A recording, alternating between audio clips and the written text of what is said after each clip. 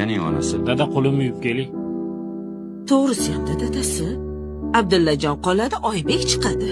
Bu uyda meni aytganim bo'ladi.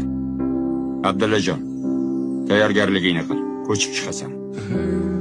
Xo'p. Dadasi, bu nima qilganingiz? Ko'char. Necha marta aytganman senga bolalarni biridan birini ajratma deb. Voy, men yomon gap gapirdimmi? Abdullaning ishlari bir yaxshi. Birga tursak hech narsadan qiynalmaymiz. Esi yo'q xotin.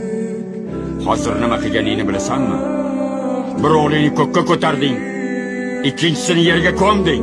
Voy, Oybekning ishlari zo'r paytda Abdullaga dom oldiruvding.